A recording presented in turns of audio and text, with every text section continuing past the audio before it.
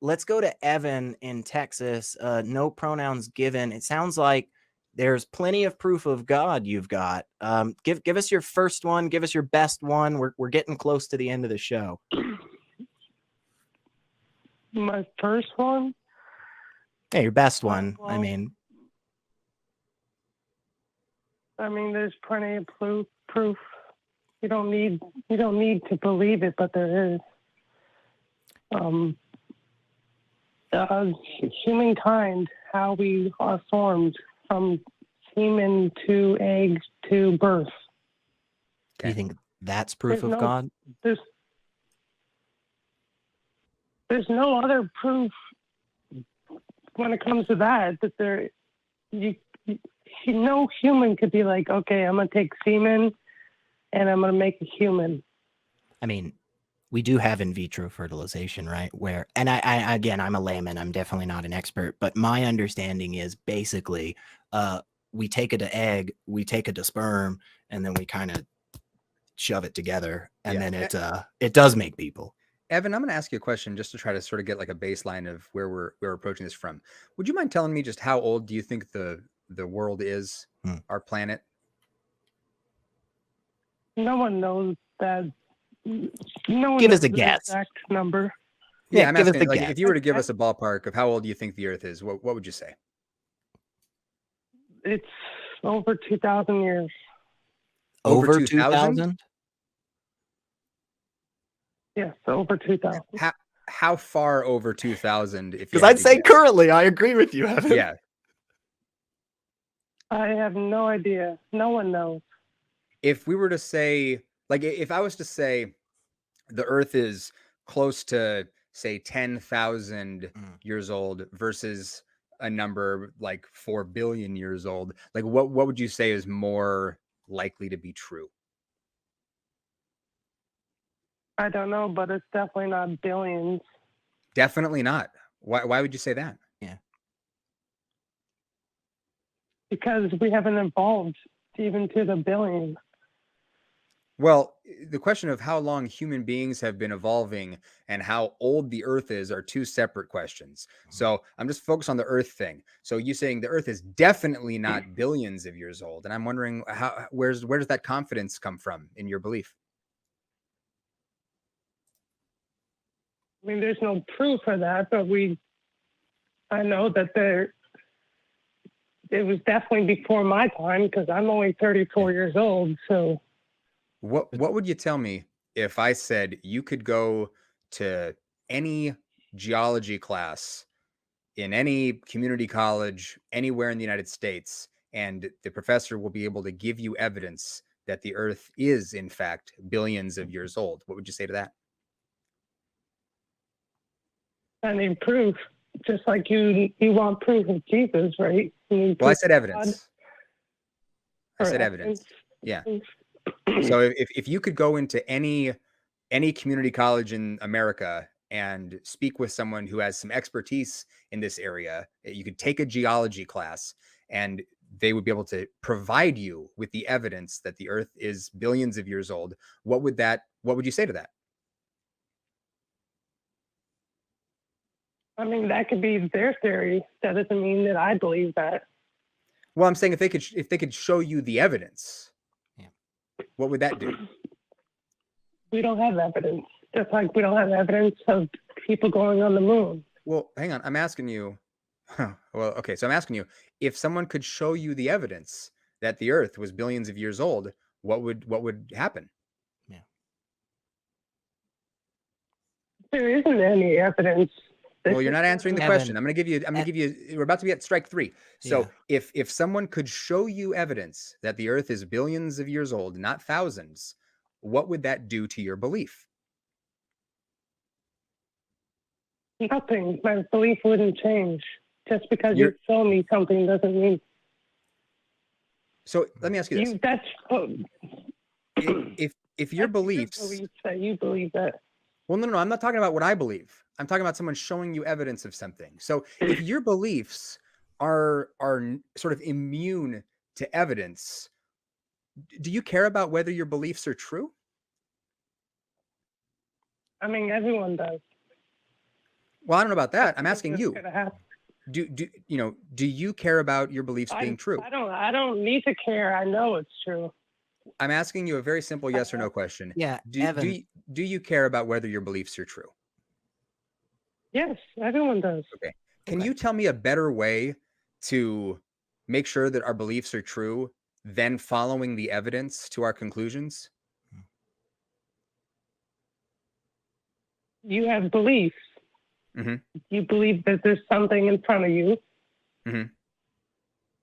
So that's what people that have a relationship with God does. They have Oh, no, well, beliefs. hang on. It sounds like you might not have heard the question. So I'm asking you, if I care about my beliefs being true and you care about your beliefs being true, but I like following the evidence and you're saying the evidence wouldn't change your mind. I'm asking you, if what I want is to have true beliefs, is there a better way for me to have true beliefs than for me to proportion my beliefs to the evidence?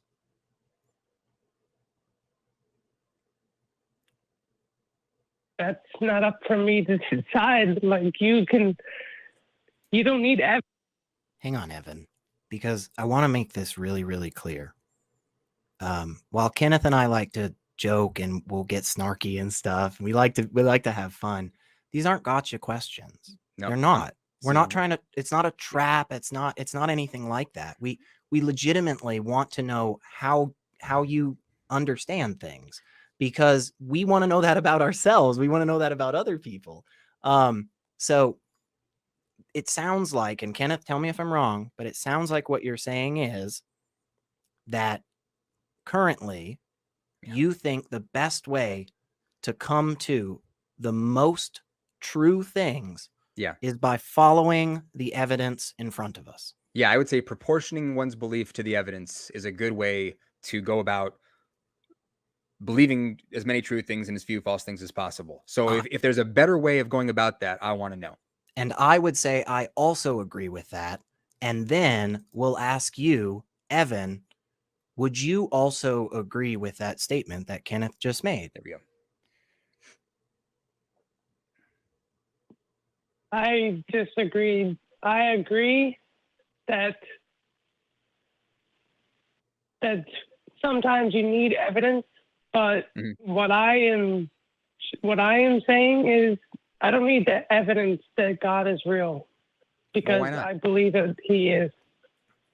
Because wait a minute. That He's real. But if we care about our beliefs being true, should we believe things when we don't have evidence?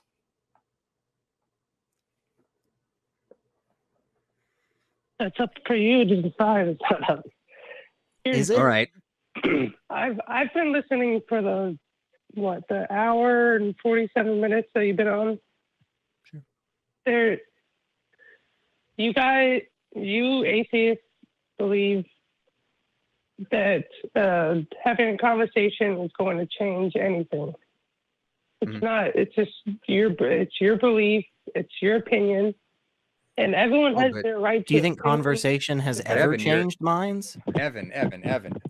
I was a fundamentalist evangelical Christian who was a young earth creationist for more than 20 years. And it was conversation, and it was asking questions, caring about whether my beliefs were true, that led me out of my Christianity. So and many of us here. And many other people are in the same boat. Yeah. So if you think conversation doesn't have the power to change people's minds, you're simply wrong. But the key is the people having the conversations have to care about whether the things they believe are true. Right. I understand that, but you're not going to change someone's mind just because of what you believe in. Well, no, and I wouldn't hope so. I wouldn't hope that if I said I believe that, say you come to the table and you say I believe there's a God, and I said, well, I believe that there isn't a God. No, these claims shouldn't change anybody's mind. Right. What should change people's minds is the evidence.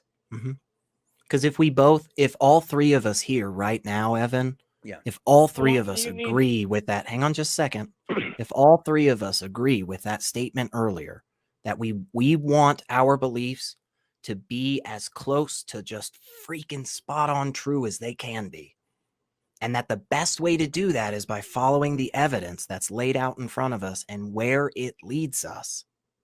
If that's what we all agree on, then it kind of sounds like if we talk about that evidence and we talk about our beliefs together and we push back and challenge respectfully, it kind of sounds like we're going to get closer to that to me.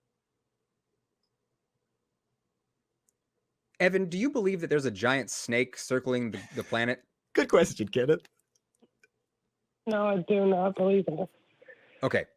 You're not going to believe this. Earlier today, we talked to somebody who says that there is one. So if you say, I don't think there's a snake, and that guy goes, no, for real, there's totally a snake, and I want to believe true things, how do I go about doing that? I think most people will believe anything because the internet is filled with lies and corrupt people. Yeah. Right. You can say that the world's floating on lava. That's right. But is it? No, it's not. Because if it was, we'd probably be dead right now, right? I'm not sure I caught what you were saying, but Yeah. the point that it sounded like you were trying to make is that, yeah, anybody can believe anything. And anybody, especially if they're using faith as a tool to believe, you can believe anything on faith. Yeah. But that's a problem. That's why faith is useless if people care about whether their beliefs are true.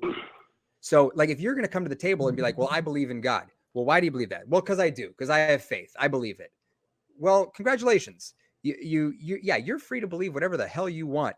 But for people who care about whether their beliefs are true, that's not going to be enough. They're going to need evidence at the table, not just claims. Why do you need evidence? Because I care about whether my beliefs are true. Yeah. Yeah. It comes down to just because I care about whether my beliefs are true. Yeah. If that's the best way to get us to having more true beliefs.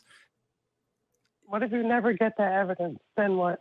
Yeah, that's it. And you know what? That's actually a fantastic question. So if there's a claim and someone's like, hey, I think that X is true. And I'm like, well, I don't have evidence for that, so I don't believe it. And if I never get the evidence, then I'm never going to believe it. I'm just going to be like, I don't think so. I'm not convinced. Yeah. And it's not even, I don't think so. It's, I don't adopt the belief that what you're claiming is true. Could it be true? Sure. It could totally be true. And I could just never have access to the evidence, but that's not my problem. Because if you don't, Evan, hang on. Evan, hold on. If you don't have a rigorous method like that, when it comes to believing things, especially, let's just say, hypothetically speaking, that there's a group of people in the United States that have some claims like that, and they want to legislate those claims and force other people into harmful and terrible situations. Those are the people that have to deal with it. When I am more correct about the world around me, I have a better chance of making better decisions and a better chance of making true decisions, as opposed to just believing something and having no good reason to believe it. Kenneth, you want to wrap us up real quick? Because Evan, we appreciate you hanging with us.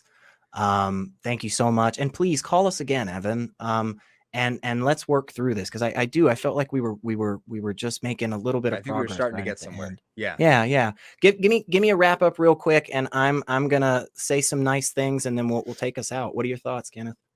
First of all, I think that white chocolate would be an excellent nickname for you from this point forward. Boom. You heard it, folks. Tell us in the comments. I think that'd be great. Look, I can't remember the last time I was on one of these shows and there were so many people who reached a point of that honesty, that openness of saying, I don't know. Yes. So that just warms my little Grinch atheist heart. So that's great. And I would just encourage people to ask lots of questions and just don't be in a hurry to reach a point of cognitive closure. It's nice. It feels nice to feel like we know what's going on. But the instant you get there, you often stop asking questions. And that's a bummer. So, yeah, for sure. And I agree.